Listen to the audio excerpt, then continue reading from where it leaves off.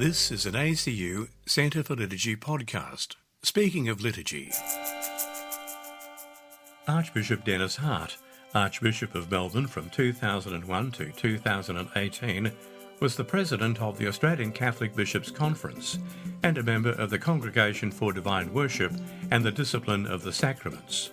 Speaking of liturgy, in this second of a two-part interview, Dr. Paul Taylor invites Archbishop Hart to reflect on some key events and people, including the publication of Australia's Catholic Worship Book, and share his hopes for the future. In 1975, I was appointed the first secretary of the Liturgical Commission for the Australian Bishops, which a position which I occupied until 1990. A key period. I thought 15 years, I thought I'd done enough in that. And later on, I was also working on our marriage tribunal, and I had dealings with, when I went to Rome, with the Congregation for Worship. I started to meet every couple of years with the secretaries of all the liturgical commissions from the English-speaking world. Right. England and Wales, Scotland, Ireland, Pakistan, New Zealand, Canada, America. Now, it was very interesting to see how the liturgy was being implemented in the different cultures. There would have been some things that I would have noted as being a real flair and a real example. There might have been other things that I said, they haven't quite got as far as we have in Australia. No. But that Aboriginal Mass at the Eucharistic Congress and the celebrations for the Eucharistic Congress, which Pope John Paul II attended as a cardinal, were really like a beacon at a time when things were changing greatly in the church, and probably provided encouragement to people who were working. My main work with the Liturgical Commission would be with the preparation of the texts and the providing of information to the different dioceses as things were made ready. After 75, I was in the cathedral and with the Archbishop for major occasions, but I was more in the tribunal, and then later we got ready for 1986 for the papal visit of Pope John Paul II. Can I ask you, just if you wouldn't mind, just commenting about the influence of Archbishop Young after the council particularly?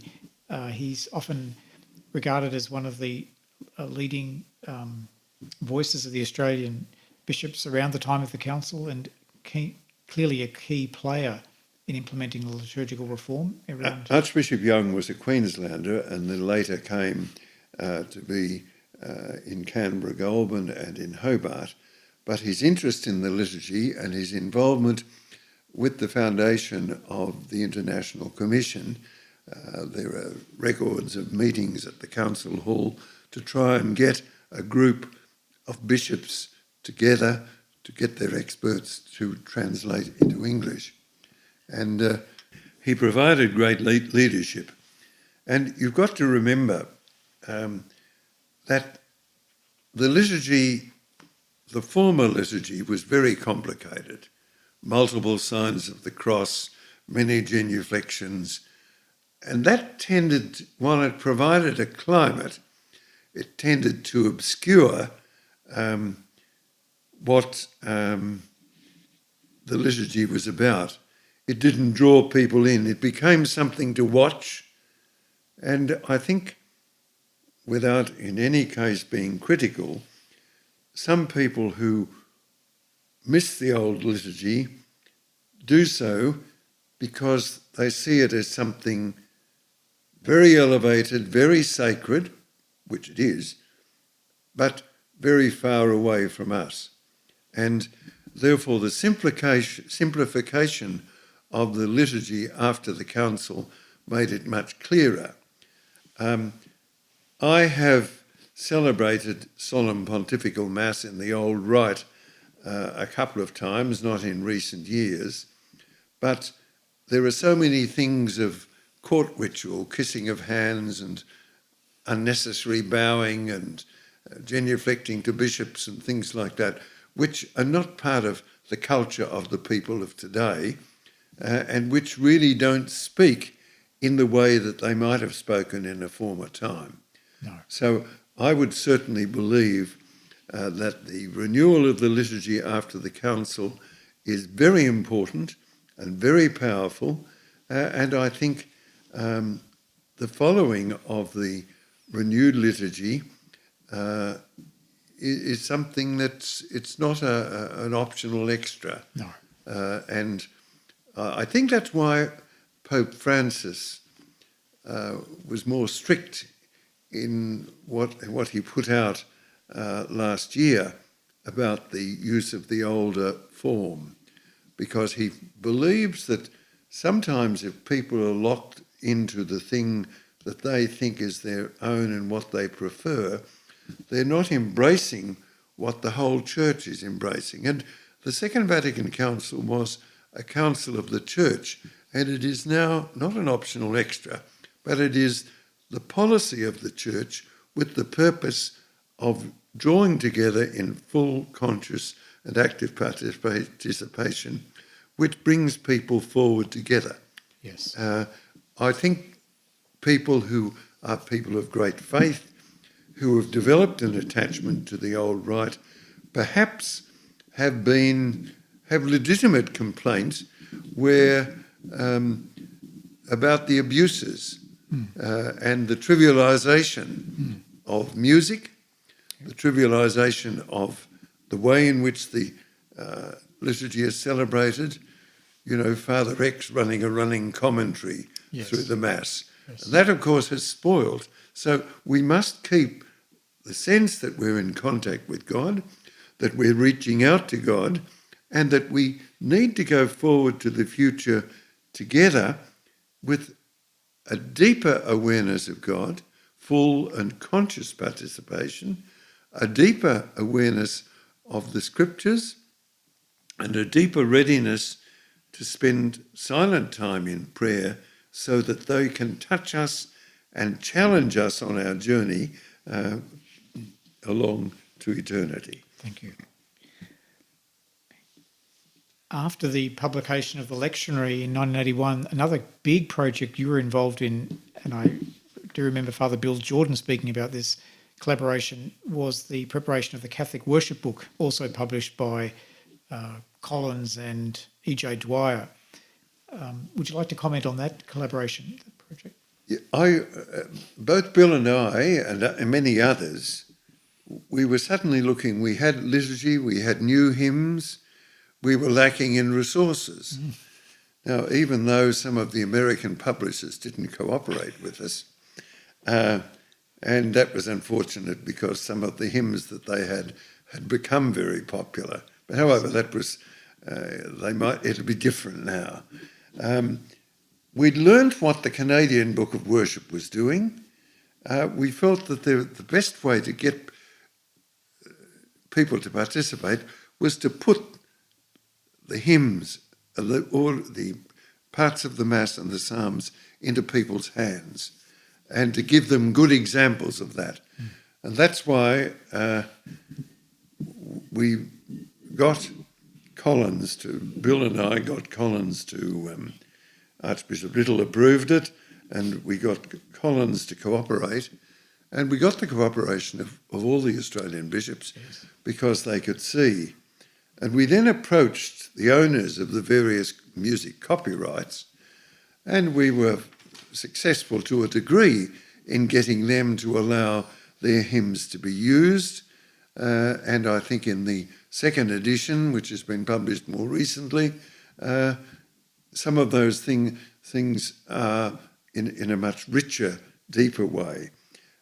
What is important, of course, is to realise that they have to fit in with the liturgical season, with the time of year, with the particular point where the liturgy is moving, rather than with a devotional thing. It's deeper than feeling, although feeling is important, and it leads us further to engage with God in a way that we can understand. Well, the structure of that 1985 edition has always struck me as being very well organised, and one of the beauties of that book I can recall was that it has a psalm setting for each of the Sundays of the 3-year lectionary cycle, and that must have been quite a exercise in trying to locate settings for each psalm. It was. And all the other ritual occasions. It was a big job. Now, Bill did the editing work, and I was the dragon who was chasing him so I could get sections off to the publisher. Yes. And his knowledge and precision of things and my ability to move things through was probably a fortuitous combination. Formidable. Wonderful. In your work as Master of Ceremonies at St Patrick's Cathedral, what were the basic aims towards which you strived in creating a renewed cathedral liturgy, both on Sundays and special occasions? And how did this differ from approaches in the parish when you were a parish priest? It's mainly about resources. In the cathedral, you can use the traditional music, you can use Palestrina and Vittoria and William Byrd and the great composers. For the central parts of the Mass, while using hymns and other things. So we tried to use the resources we had. We've had a men and boys choir founded by Dr. Percy Jones in 1939. And so we had the resources, and the men sang the chant, and we'd do that for our Sunday Mass. When schools would come to the cathedral, I tried to insist on the quality of the music, something that might be useful for a big occasion, to encourage the use of the organ because it's such a big building, and to encourage the use of servers, of readers, and the proper preparation of those beforehand so that things would flow smoothly. Yes. Now, when we went out to parishes, I mean, I would go out with the bishop, so you didn't have a great deal of opportunity, but always for ordinations, for my 26 years as Master of Ceremonies, I'd go out and have a rehearsal so that the servers and the candidates would know what to do. I would have reviewed the music that was proposed. Yep. And some composers, Roger Higney did a lot of work, Chris Wilcock, the Jesuit, also made a great contribution. And as a result, that meant that there were musical riches coming out from all sorts of sources. There was a bit of a feeling for folk music, but then people realised that something more appropriate to the sacred was needed. It might be in a lighter style, but the words and the music together have got to lead people somewhere. So in parishes, I encourage them to use their resources, to use the parts of the Mass that the Church gives, and to feel confident in what they're doing. And we found in those parishes that had, a regular sung Mass or Masses, that was easy. Places where it was harder, it was also difficult. But for priest funerals, we had a pattern, but drawing on the local things, and so that the Mass was sung in English as it had been sung in Latin for priest funerals before. So it was a continual dialogue, a continual encouragement, and I'm very grateful for the cooperation of people and for the genius of people in providing their great skills in promoting the liturgy. In general, when you look at the practice of the liturgy over the time in which you've served as a priest and a bishop and archbishop, what are some of the areas that you think are still in need of support and development? I think the use of the Psalms. You know, it's not that hard once you get used to it, provided you have regular rehearsal. We had it when I was parish priest of West Brunswick. We had the correct psalm every week. And I used to get up before Mass and I'd sing the refrain of the psalm and get the choir and people to repeat it. And the Italians, certainly at the Italian Mass, would give that a really good go. But gradually, the psalms do recur, and if you stick at it, Yes. people can... so I think the psalm and the Alleluia should always be sung if we can. Yes. When you look back on your life, who were the greatest influences upon your approach to the liturgy, particularly teachers or authors, sources, speakers? Well, when I was a secondary student, I think what Father Tom O'Donovan led us in at Xavier in terms of getting congregational participation going. But then when I became Master of Ceremonies at school, that's in the parish, I read Fortescue, the Ceremonies of the Roman Rite. I read J.B. O'Connell, the Mass of the Roman Rite. I read Bishop Pat Murphy on the Holy Week ceremonies. And then, of course, I read Jungmann when I became a seminarian. And those things helped to focus me. And I kept reading about liturgy and about how the Church acted. And I think my interaction in preparation for the papal visit was a reinforcement of all that we were doing. Or my going to Rome for meetings, just to see how the liturgy was unfolding and how in different countries, I mean, I remember going to Rome for a meeting, I remember going to Austria for a meeting, and the Mass was in German, and how they managed to sing there. And it's just marvellous that all this has happened, but we mustn't give up on it because it draws people in. And I think the reading, Pius Pasha's commentary on the Sunday liturgies and the old part were things I looked at every weekend. And I think that gave me an appreciation of what I'd later hear in Latin and after the council in English. And I think he was a great expert. And the great experts of the liturgical renewal, I mean, remember being on a consultants committee with A.G. Ames Georges Martimor and Père G from Paris. And just to see there the way in which that was so much part of their life. Archbishop Piero Marini, who was the Papal Master of Ceremonies for 20 years, I knew, and I respected the contribution which he had made as Bugnini's secretary. And it's interesting that when we had the Eucharistic Congress, we had an altar service Mass, and Bugnini celebrated that Mass, and he did so very, very well. Really? That must and be showed us, yeah. interesting, given he was such an influential That's right. figure in the, That's right. the reform. One final question, perhaps. Do you have favourite liturgical centres around the world from your travels, and what makes them special in your estimation?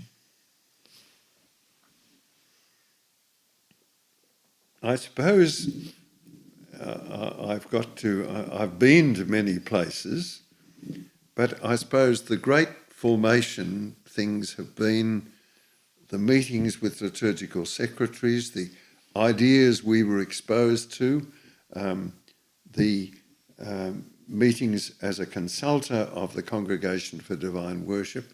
They were like not only a course in education, but a course in deepening what I had.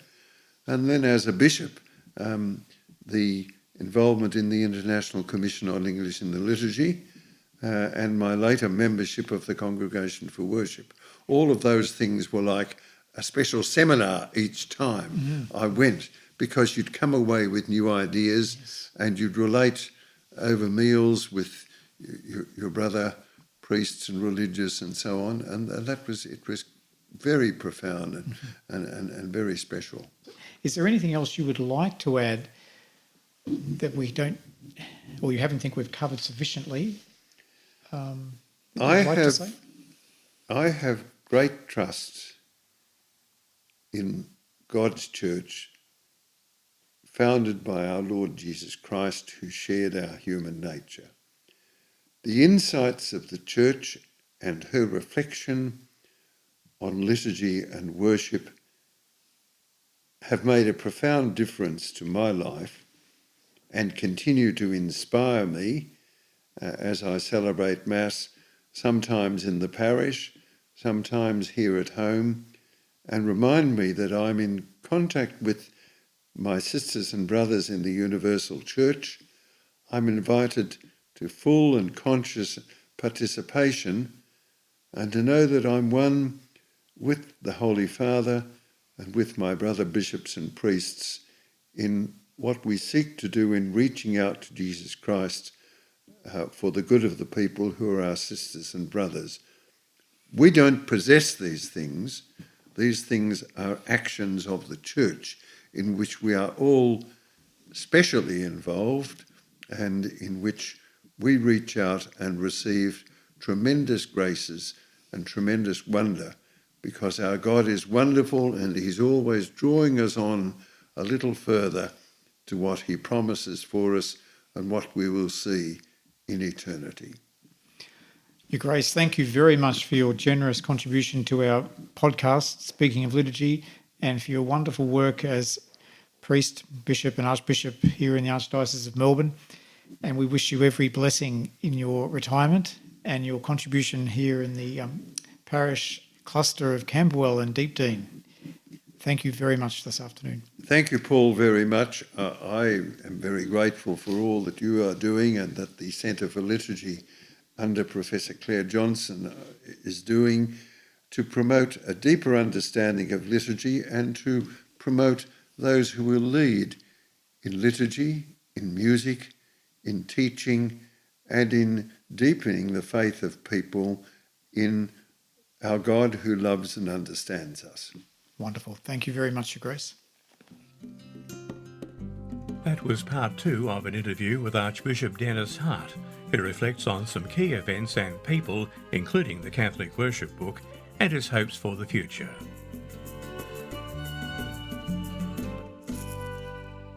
The ACU Centre for Liturgy, which provides pastoral formation in liturgy across Australia and beyond, is pleased to provide this podcast, Speaking of Liturgy.